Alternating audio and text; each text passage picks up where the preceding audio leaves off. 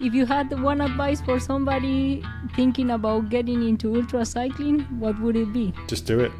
Get on the start line and just do it. Racing can be miserable sometimes, to be honest. You do change as you go along with Transcontinental Race, and what you think is hard in the first few days, you just take in your stride near the end. I suspect some riders may take the coast, but there is a route further inland. This is Buzzalong Cycling, the podcast that takes you on thrilling adventures in the world of cycling, ultracycling, and bikepacking. I'm your host, Sherry. Today's episode is brought to you by Buzzalong Coffee. If you are familiar with ultracycling, today's guest doesn't need a long introduction. Winner of the TCR, Transcontinental, GB Duro, and other monuments of the sport, Josh Ibbett. Welcome to the show. Hi, how are you? Good, thank you. A bit late here in Amsterdam, I guess also in the UK? Yeah, it's been a long day. I don't know, my life's changed a little bit in the last few years, and ultracycling seems quite easy because I'm a new parent, so that's why I look like I've just done an ultra race at the moment. It's been a long day. Yeah, I guess it's more challenging, indeed. I'm so happy to have you in the show, and just in time before the start of Transcontinental Race this Sunday. I know you are doing a race coverage on your YouTube channel, Daily of the Race, and as I'm doing the race this year, I'm really curious to hear your take on the route.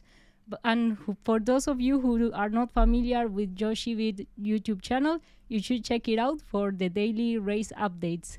So I'm curious, what do you think about the route this year? Well, I've spent the last few days just looking into it because obviously, like you say, I'm going to do daily coverage of the event, and because it's a free route event, there's no fixed route as such, just the checkpoints. There's a lot of decisions that the people riding it have to make, so I've been trying to work it out myself because you can't really talk about something with any kind of authority without doing your research. But yeah, the route looks good. It reminds me actually of some of the early ones I did, and you know, it looks like the first checkpoint is Livigno. There's a nice long climb up there. You'll enjoy that.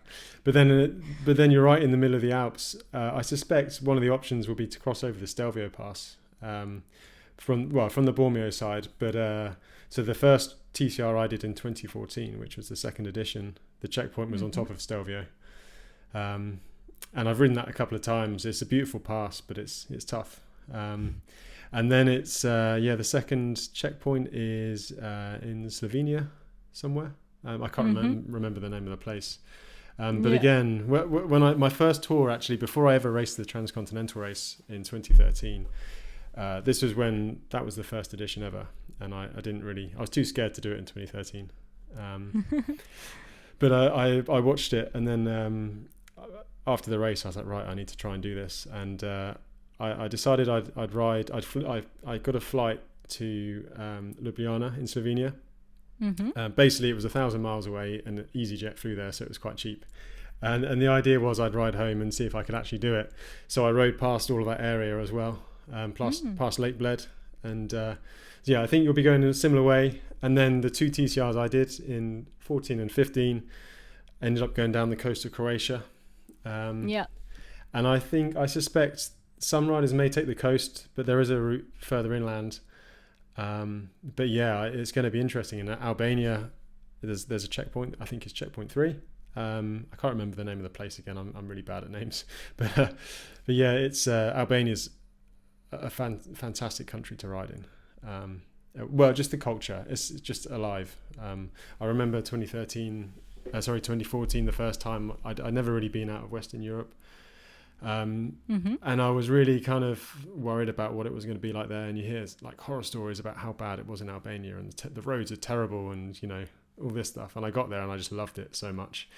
And then I went back in 2015 on the TCR route, and then I decided, I think the year after, I went touring just from like Croatia down to Greece. So I rode through Albania again, and there's some sections which riders will definitely be taking on the route there, which are just breathtaking, really kind of that unexpected beauty.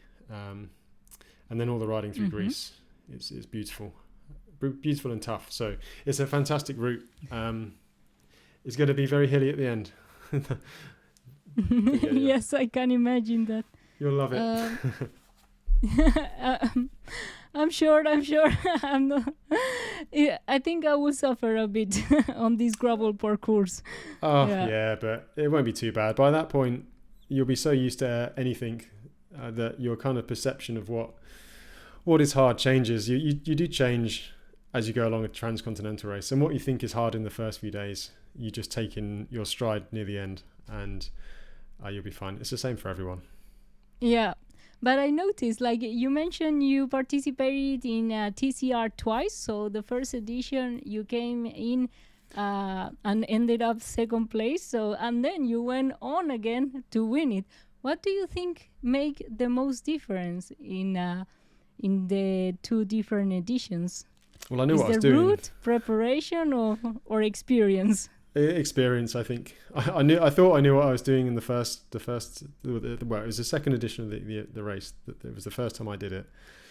Like I said, the 2013, I didn't enter the first edition, but I did that trip back from Slovenia. So I kind of realised I could do the distance every day, and I thought I knew what I was doing. I'm not going to lie, and I thought, oh yeah, it should be fine. But yeah, it's the TCR kind of.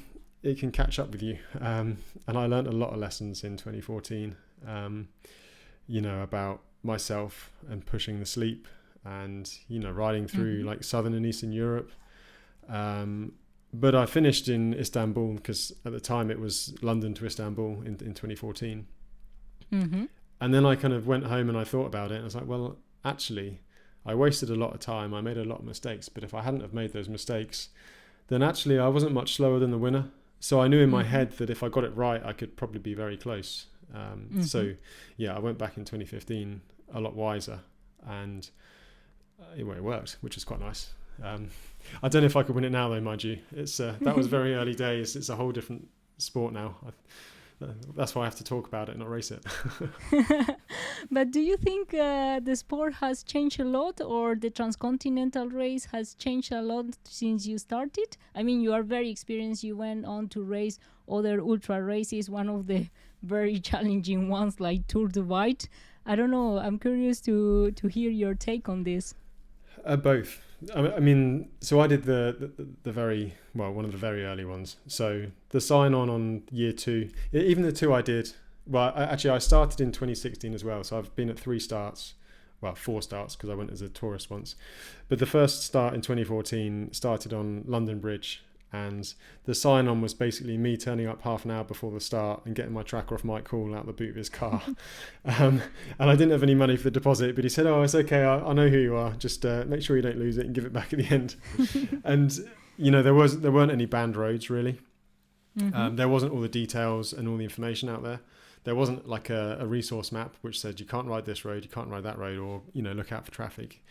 Basically, you just had to figure it out as you went along, and obviously you couldn't ride on the motorway and you couldn't ride through a tunnel that was banned for bikes. So yeah, you just kind of made it up as you went along a little bit, and there wasn't as many riders, so basically everyone was just trying to survive apart from Christoph, who kind of knew what he was doing. And then in 2015 it started in Geroldsbergen for the first time, and that seemed like a bit more of a big deal because there was more people there and it was almost organized. I mean, I won't say it was organized, but it was closer towards being organised. And I remember, obviously I won it in 2015 and suddenly everyone cared at the end. Like 2014 I finished in in the same place, actually, in a cafe under the big bridge across the Bosporus, and like no one was really there. There was just Michael and I think Christoph was there and the photographer, and we just sat and had a meal. But when I finished in 2015, I think the word was out about these races and there was just a massive crowd of people, and to be honest, I just wanted to sit down in silence and just have a minute because I'd ridden 24 hours to get there. So I wasn't really that excited about it. Yeah, I hear from a lot of people who ask me, it's not strange when you finish this kind of monumental event, such a big challenge, and there's nobody or one person at the end to welcome you? I don't know. I think it's very different from other kind of sport events. Let's say that there is a huge, giving trophies, etc. Here is like you finish this amazing ride, but you are kind of like back to normal all of a sudden? I don't know if it's... Yeah, I think the Transcontinental Race is almost the exception, because there is people at the finish, and there is a bit more of, a gathering, because all these people are finishing in the same place. And I think most people will have a few like fellow riders or people at the checkpoint there at the finish. It's not like Tour de Vide. Well, when I finished Tour de Vide, there was no one, literally no one, just in the desert. And I just sat there for like 20 minutes, half an hour, and then I got picked up. But but I felt weird in 2015, because you spend, it was 10 days, that race, just under. And you spend 10 days pretty much by yourself, not really talking to anyone. But then suddenly you finish in this massive bubble, and everyone, your bubble bursts, and everyone's there, and they want to talk to you about everything. And to be honest, the last thing I wanted to do in 2015 was to sit and have a million conversations, because I was quite tired. And it was weird. And the prize, obviously there's not really any prizes, but I felt like everyone else cared more about me winning in 2015 than I did. I felt like kind of the winning wasn't that important. The fact I got there, and the whole, sounds a bit corny, but the whole journey, you see so much, you experience so much, and every single rider has a different but a similar experience. Every single rider has a story to tell somewhere or another. It's not easy for anyone. And it felt a bit weird at the finish that everyone was like, I don't know, like I just won a road race or something. It's like it's 10 days coming. It's like the reward for me was that the actual journey itself. Yeah, totally. Like, do you feel like a ultra hangover? It's like you've been in your bubble, it bursts, and then it's like all of a sudden you are hit to reality. It's like, okay, I have to start behaving like a normal person. Yeah, I cannot just stay on the floors of supermarkets. It takes a while. I mean, my standards are a lot lower than they used to be for that reason, I think. I think you just learn what's important and what's not. And I don't know, modern society, maybe everyone's too worried about what they look like and things like that. And actually, it doesn't really matter. You just... So yeah, when I finish a race, it does take a while. I mean, Tour de Vide was the worst, like 2 weeks. Well, over 2 weeks. Not talking to anyone really. And I think it took me a good month. It took me a good month when I got home just to know where I was waking up every morning, because, I thought I'd wake up and my body would want to ride. Yeah. Because if you do something long enough, it becomes habit, doesn't it? So yeah, the ultra hangover is a real thing. Maybe not so much on the shorter ones, like 4 or 5 days, but when you're going over a week, 10 days, 2 weeks even, yes, it's a bit. I think actually it's something that that people don't appreciate. It is actually quite hard to go back into normality, and certainly when I was I've been kind of lucky enough to make it kind of a job the last few years, but when I did TCRs and Tour de Vides, I was working full time. And then suddenly you go from riding your bike every single day just to being sat there in a chair and doing office work, or having to go, cook dinner or have a conversation with your partner. Yeah. How do you balance ultracycling work and your family life? I mean, that's a question I get a lot of times. Like people wonder how you have time to train all that many hours. I think you have to find a balance, and sometimes you have to compromise. Do you find the same? We have to want to do it for a start. That's the hardest thing. Well, I don't know. My family life has changed because I've got a baby now, so we'll see how that works out. I mean, it's quite. I've only been to one. Well, I've been to two events since having the baby: the Highland Trail and Pan Celtic. But yeah, it's kind of. It's like a bit of a rest, to be honest, in an ultra race. I never thought I'd go to an ultra race to have a break.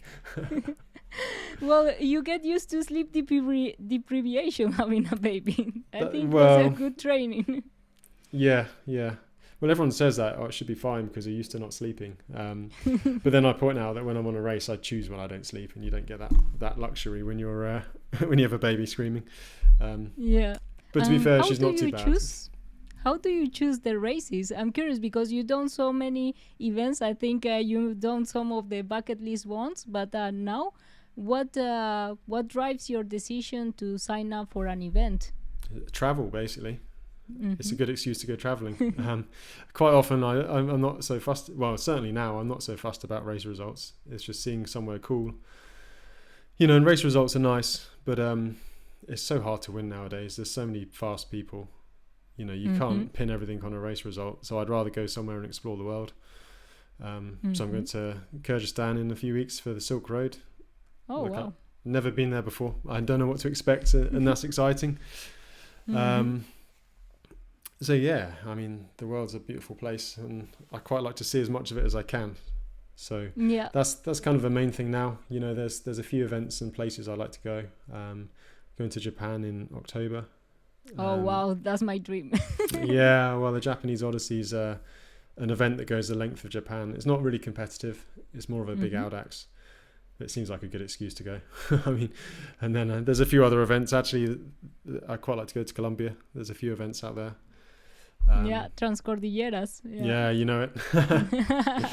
I'm from the region, actually. So well, I might have to ask you some advice then. But I totally recommend it. It's absolutely beautiful. Yeah. Yeah, well, it's a place I wanted to go for a long time. So yeah, essentially at the moment, I mean, there's not, to be honest, there's not many events that what I'd really want to necessarily win. The only one would be Tour Divide. I think I had that experience early with the Transcontinental Race that I won it, and I was like, oh well, it's kind of cool, and I'm probably more proud of it now than I was then, because it means a lot more.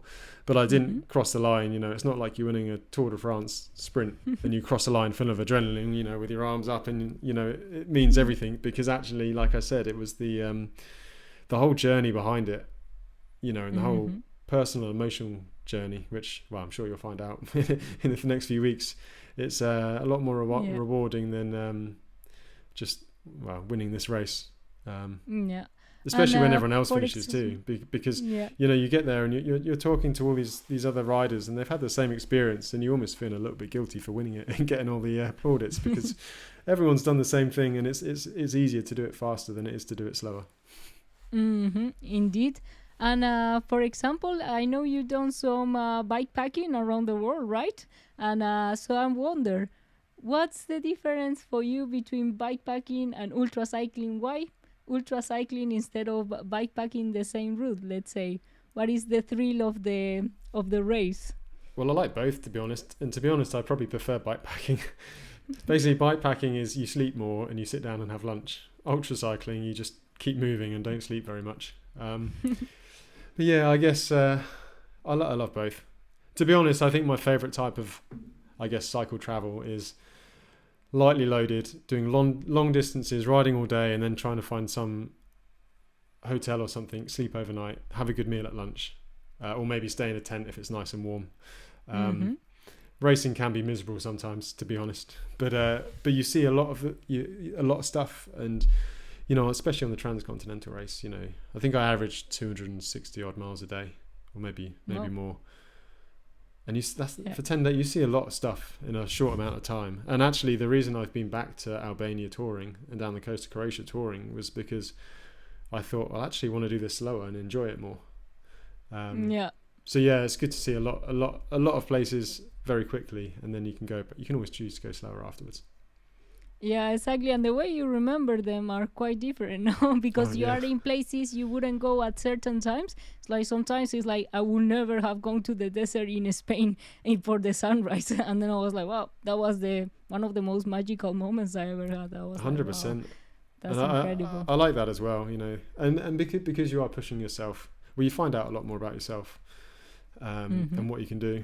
And yeah, you get these really weird kind of, I don't know, everything just happens in the right order, and you get to a beautiful sunset in a beautiful place, and you maybe at a heightened sense of emotions, and end up crying to yourself at the sunset or something stupid like that.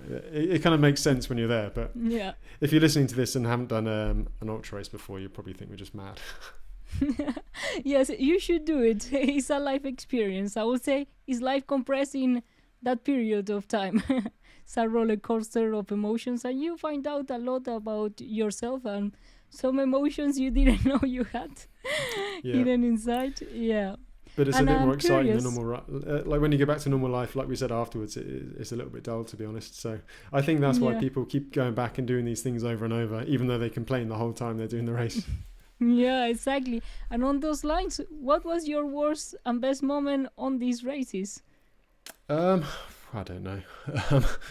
It's there's been, I've done quite a lot now, so I mean, there's always highs and lows. You know, in 2014 I had Achilles injury, and there was times when I was just so much pain.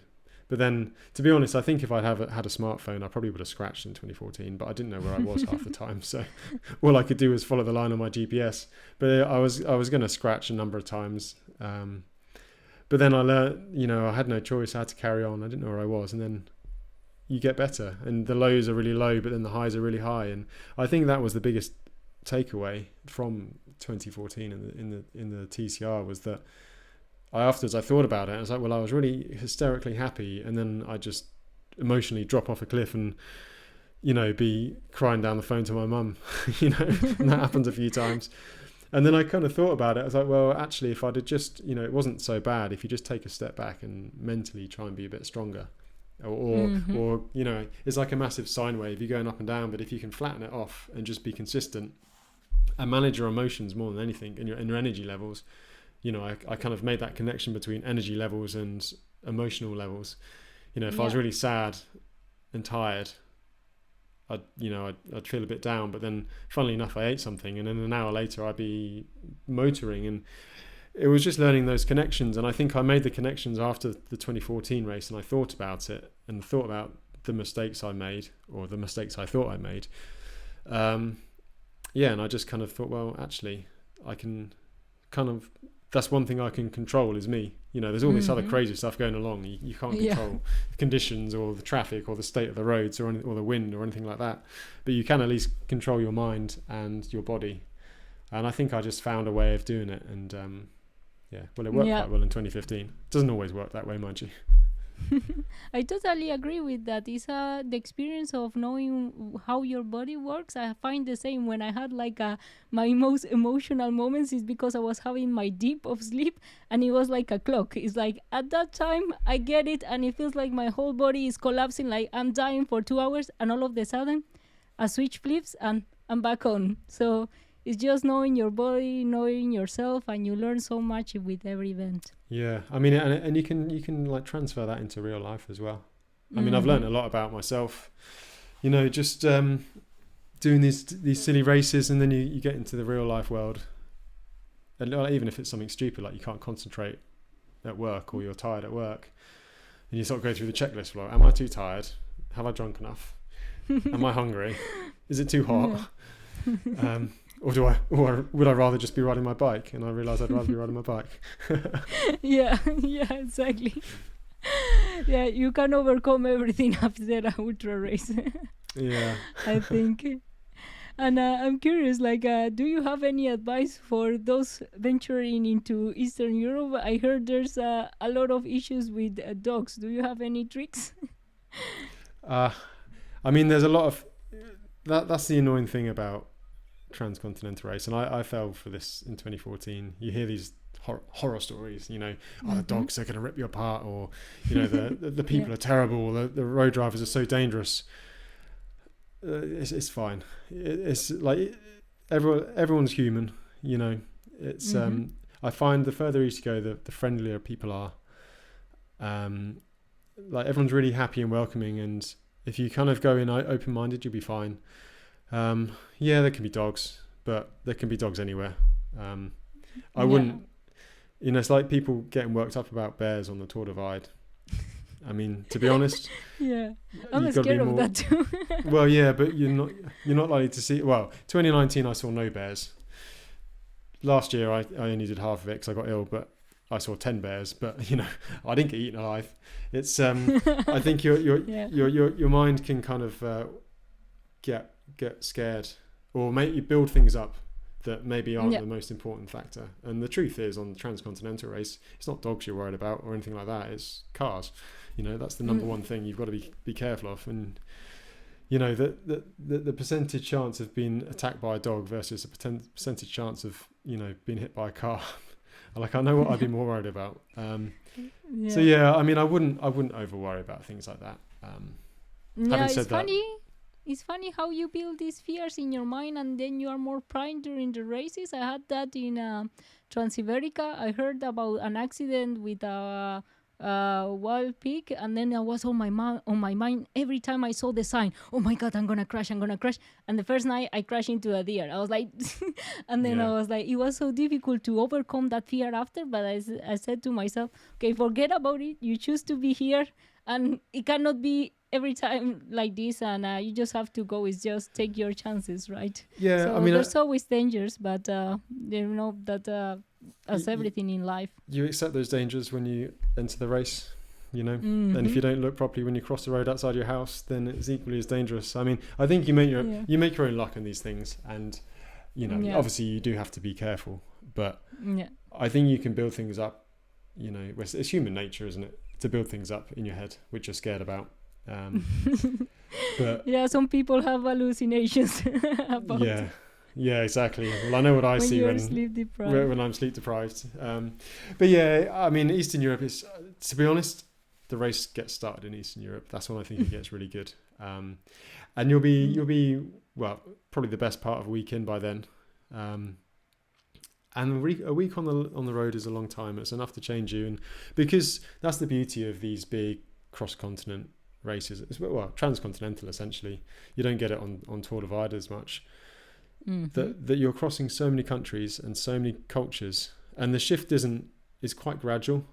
So you'll find by the time you get to Eastern Europe that you're kind of used to it. It's not such a massive shock, and it's like a gradual kind of gradually kind of being absorbed into it. And every country it's slightly different. Each region within that country it's slightly different. So it's not like there's a big wall and you cross it and suddenly, you know, everything's different. It's gradual, and it's great actually. It's a really nice thing to see, especially over that time scale. Oh yeah, yeah. I'm looking forward to it. I mean, the countries, as you said, it's good to go with an open mind, and you never know how all the many beautiful places you're gonna see and awesome people you're gonna meet.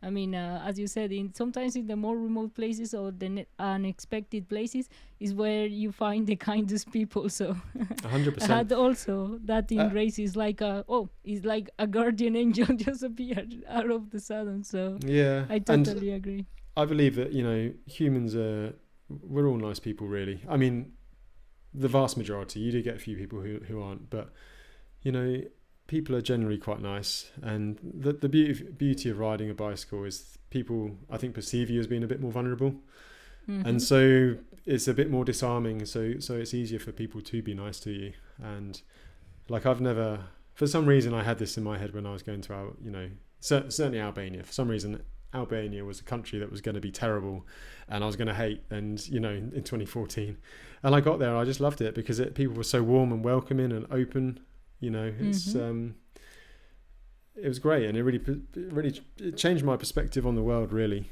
And I've been back there touring since, so you know, you've got nothing to worry about in Eastern Europe. You'll be very prepared by the time you get there. Yes, absolutely. Well, let's find out that. I guess there will be a lot of hiking and gravel. Oh no, that's part of the adventure. So. Well, to be honest, I did notice doing the route planning or the route, you know, thing for my race coverage that there was some gravel, but I don't know how bad it is. But again, don't get yourself worked up about it because it's just a dirt road. You know. It's part of the adventure. We had that in Transiberica, and I was like, now I remember, and I laugh. It's like the gravel pair. Yeah. We end up by mistake there, but it was a fun experience when you look back on it. Maybe it was hard at the time, but that's the things that you remember. Yeah, and if you get yourself worked up and you're thinking about it all the way across Europe, there's going to be some gravel soon. You enter that section tight and stressed, and that's when you're going to make mistakes. If you relax. You know, bicycles are pretty amazing machines. They'll go over all the gravel, no problem whatsoever. The problem's not going to be the bike itself.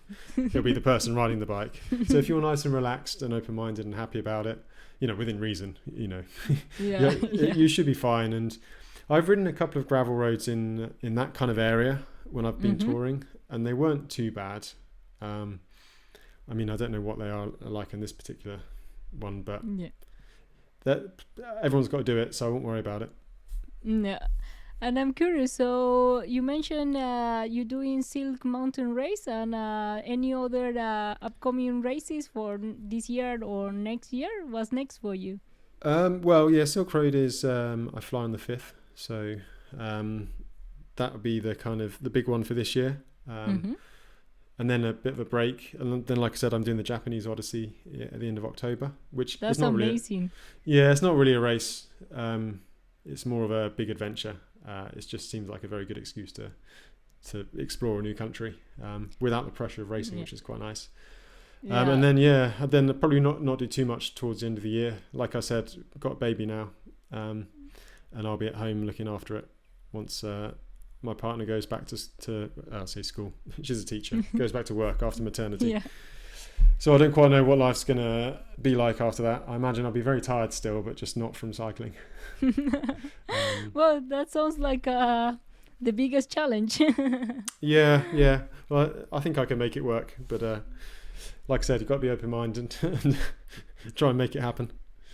Yeah. And to finish up, if you had one advice for somebody thinking about getting into ultra cycling, what would it be? Just do it.